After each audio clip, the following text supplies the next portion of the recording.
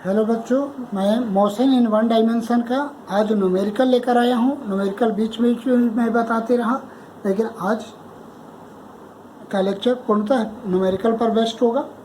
अब हम लोग देखते हैं, हमारे पास क्वेश्चन है। इसमें पहला क्वेश्चन है कि द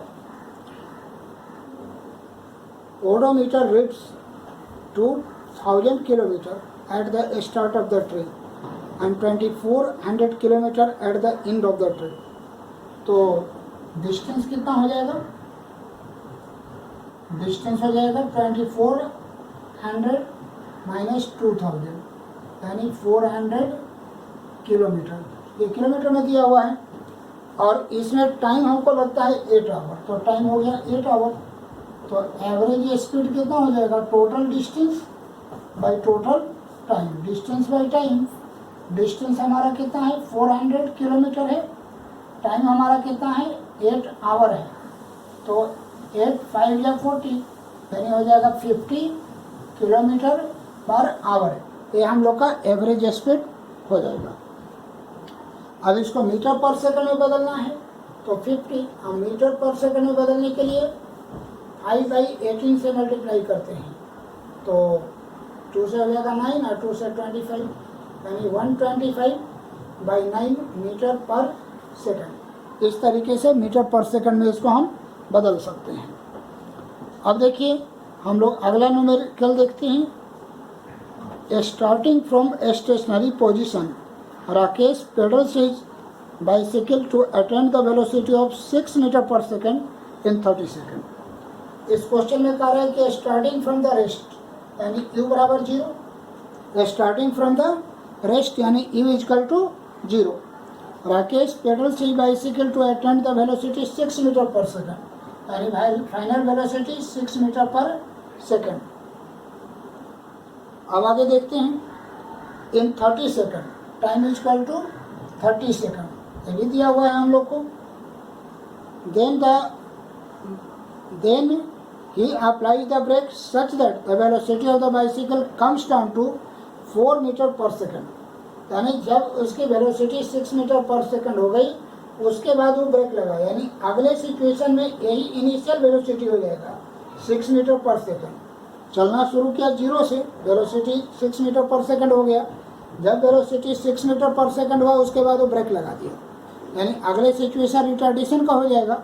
तो रिटार्डेशन में यही जो इसका फाइनल वेलोसिटी है यहाँ से शुरू हुआ है वो, यानी ये उसका इनिशियल वेलोसिटी हो गया और इसकी फाइनल वेलोसिटी कह रहा है कि 4 मीटर पर सेकंड तक वेलोसिटी तक आने तक ब्रेक लगाता है।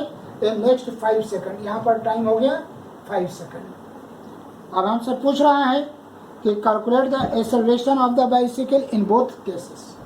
तो जैसा कि हम जानते हैं a equal to v minus u by t यानी 6 माइनस 0/30।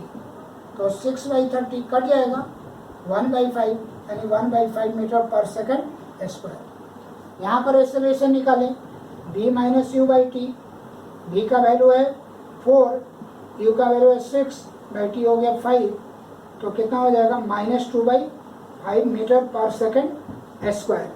इस तरीके से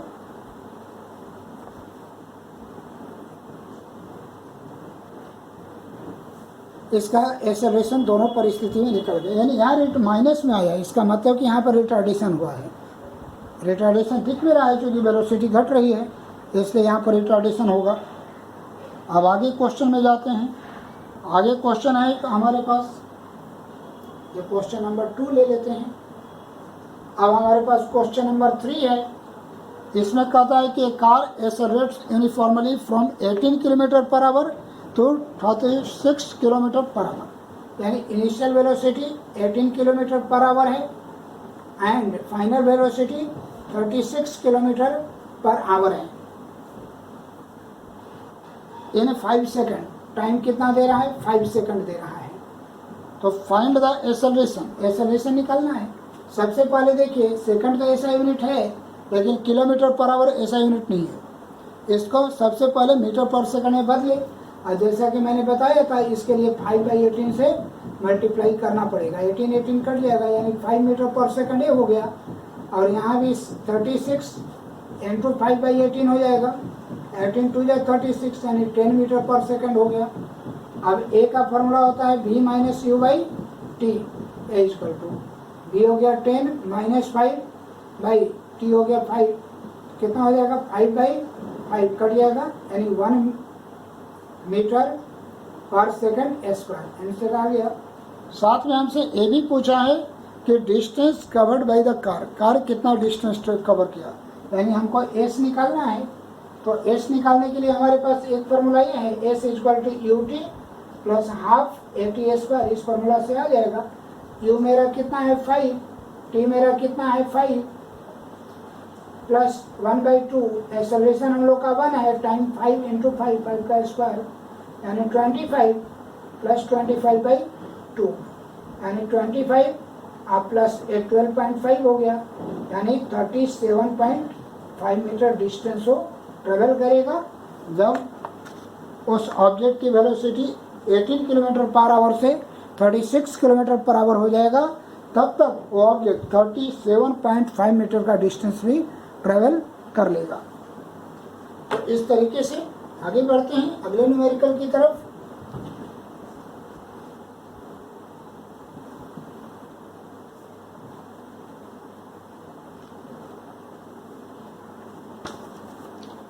देखिए अगला न्यूमेरिकल मेरे पास है कि a scooter is moving at the speed of 10 metre per second, यानी एक स्कूटर है जो initial velocity 10 metre per second के स्पीड से वो चल रही है, 10 metre per second, and stopped और रुक जाती है आफ्टर अप्लाइंग द ब्रेक, यानी फाइनली क्या होता है रुक जाता है, यानी फाइनल वेलोसिटी उसका 0 हो जाएगा, फाइनली स्टॉप्ड।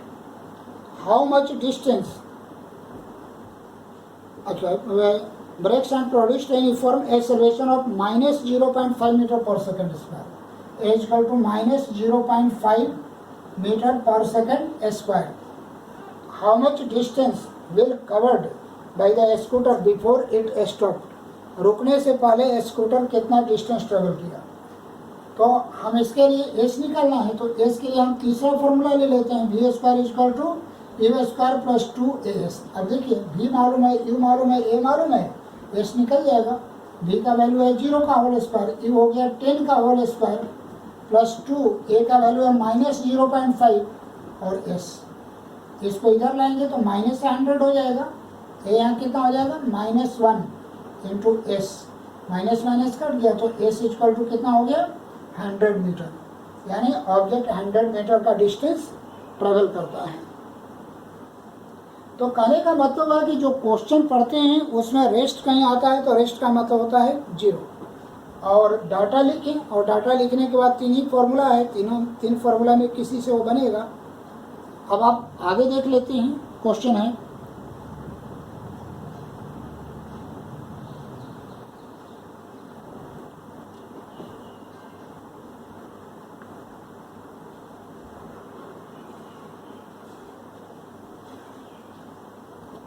आगे हम लोग एक 2 ग्राफ का क्वेश्चन देख लेते हैं। एक ग्राफ है हमारे पास,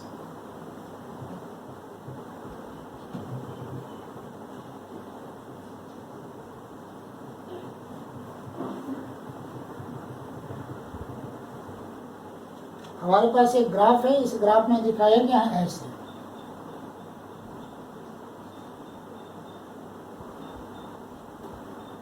ग्राफ है, फिर ऐसे है, फिर ये ग्राफ ऐसे है, ये सीधी है, नीचे की तरफ नहीं जा रही है, सीधी, ठीक। इसको ए, इसको बी, इसको सी और इसको डी का देते हैं।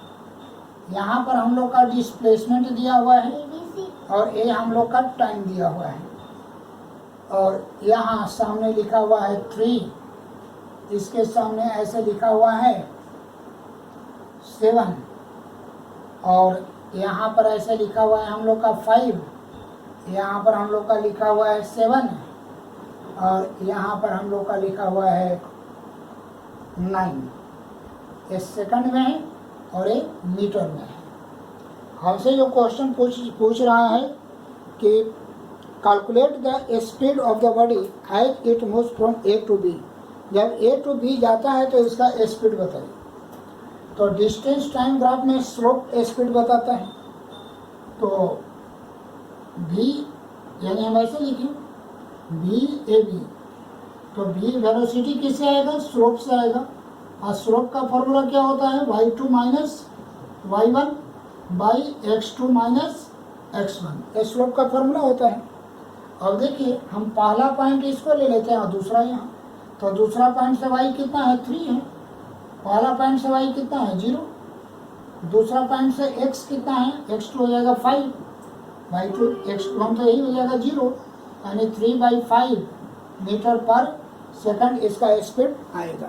देखिए पहला और दूसरा पॉइंट से ही y2 और x2, पहला पॉइंट से इधर की तरफ y1 और इधर की तरफ x1, जो दोनों 0 है। अभी वैल्यू यहाँ पर पुट कर देते हैं, निकल जाएगा। केवल याद यह रखना है कि डिस्प्लेसमेंट टाइम ग्राफ में वेलोसिटी स्लोप से निकलती है, और स्लोप निकालने का कहीं भी होगा फॉर्मूला हमारा यही होगा। आगे बढ़ते हैं, इसमें B to C निकालना है।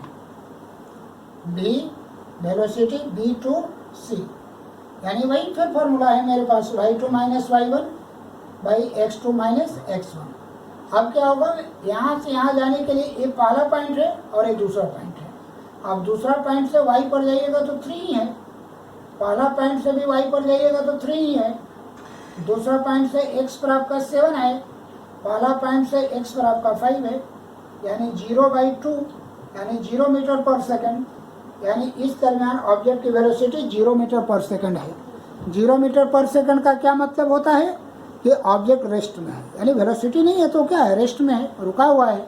यानी इस दरमियान B to C यानी 5 सेकंड से 7 सेकंड तक ऑब्जेक्ट रेस्ट में पड़ा हुआ है। आगे बढ़ते हैं, फिर हमको पूछा है C to D, तो वेलोसिटी CD, फिर वही फॉर्मूला है y2 minus y1 by x2 minus x1। अब C to D के लिए ये पहला पॉइंट और ये दूसरा पॉइंट लेना पड़ेगा।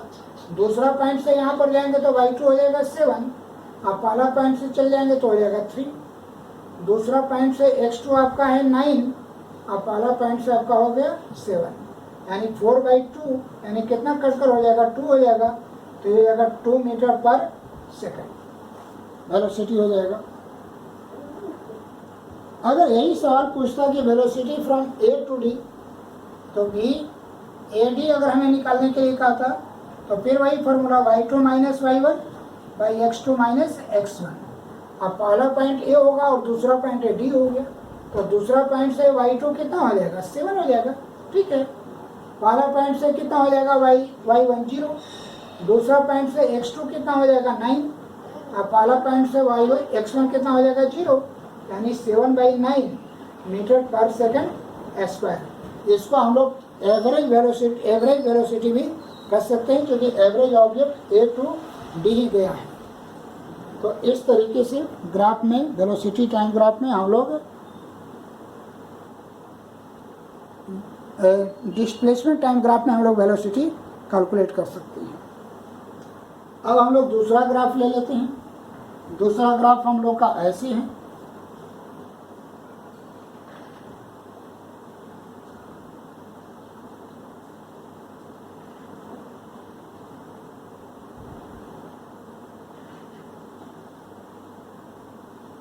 ये हम लोग का है 0, इसके सामने दिया हुआ है 3, इसके सामने दिया हुआ है हम लोग का 6, और यहाँ दिया हुआ है हम लोग का 8, और ये हमारा दिया हुआ है 20, और इसके सामने दिया हुआ है हम लोग का 40, और ये दिया हुआ है किलोमीटर पर आवर यानी वेलोसिटी है, और ये हम लोग का दिया हुआ है आवर में यानी टाइम दिया हुआ है।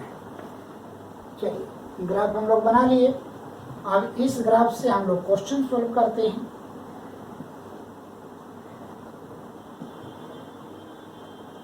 यानी कहने का मतलब कि हम लोग को वेलोसिटी टाइम ग्राफ दिया हुआ है। पूछ रहा है कि फाइंड द वेलोसिटी एट सी पर वेलोसिटी बताइए। तो लिखा हुआ है यहाँ ए पॉइंट है ए पॉइंट है बी और ए पॉइंट है सी पॉइंट पर वेलोसिटी बताना है, तो सी पॉइंट ये हुआ। यहाँ से चले जाइए ऐसे, तो वेलोसिटी कितना है 40 kilometre per hour. Acceleration from A to B, A से बी में एक्सेलरेशन निकालना है तो वेलोसिटी टाइम ग्राफ में एक्सेलरेशन स्लोप से निकलता है। तो ऐसे लिखे एक्सेलरेशन ए बी यानी y2 minus y1 equal to x2 minus x1। तो y2 यानी देखिए a टू b जाने में पहला पॉइंट ये होगा और दूसरा पॉइंट है। अब दूसरा पॉइंट से जाएंगे तो a y2 का वैल्यू है यानी 40, पहला पॉइंट से जाएंगे y1 का वैल्यू 20 ही रहेगा भाई, x2 का वैल्यू 3 है और x1 का वैल्यू यहाँ से इस पर जाइए तो 0 आ जाएगा। तो कितना हो जाएगा 20/3 और यूनिट तो किलोमीटर पर आवर स्क्वायर हो जाएगा। तो ये सॉल्यूशन पूछा है, यूनिट हमने चेंज किया नहीं, वैसे ही छोड़ दिया, किलोमीटर पर आवर स्क्वायर। अब आगे बढ़ते हैं, acceleration from B to C, acceleration from B to C. तो फिर वही formula y2 minus y1 by x2 minus x1। तो हम लोग क्या करें, देखिए y2 अब b टू c जा रहा है तो पहला पॉइंट है और दूसरा पॉइंट है। अब दूसरा पॉइंट से इस पर जाएंगे तो y2 हो जाएगा 40, पहला पॉइंट ये है, इससे इस पर जाएंगे तो y1 हो जाएगा ये भी 40 भाई, इससे इस पर जाएंगे तो कितना हो जाएगा 6 माइनस इससे इस पर जाएंगे तो कितना है 3 यानी 0/3 क्या हो जाएगा 0। कहने का मतलब कि इसका एक्सेलरेशन है 0, ऑब्जेक्ट में एक्सेलरेशन नहीं है। इसका मतलब ये हुआ कि जब बी टू सी यानी 3 आवर से 6 आवर तक ऑब्जेक्ट मूव कर रहा था उस समय उसका कोई भी एक्सेलरेशन नहीं था, यानी वेलोसिटी कांस्टेंट थी। एक्सेलरेशन नहीं था यानी स्पीड नहीं बढ़ रही थी, वेलोसिटी नहीं बढ़ रही थी। जब ऑब्जेक्ट की वेलोसिटी नहीं बढ़ रही है तो इसका मतलब क्या हुआ, वो कांस्टेंट वेलोसिटी के साथ मूव कर रही है। तीसरा चलते हैं, acceleration from C to D, acceleration from C to D equal to क्या हो जाएगा, एक्सेलरेशन सी टू डी। तो फॉर्मूला वही है y2 minus y1 by x2 minus x1। अब देखिए जब C टू D यहाँ पर है, C टू D जब जा रहे हैं तो मेरा पहला पॉइंट C और दूसरा पॉइंट D। अब D से Y पर जाइएगा तो कितना हो जाएगा 0, यानी y2 आपका 0 हो गया। इस पॉइंट से इस पर जाएंगे तो y1 आपका 40 हो गया भाई।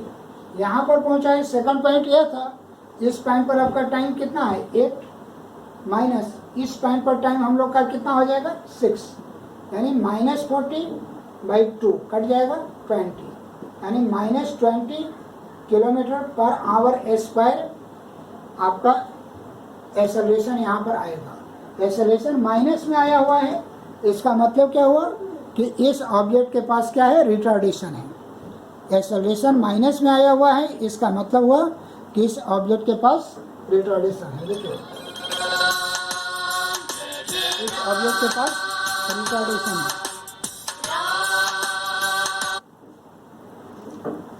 अब आगे चलते हैं,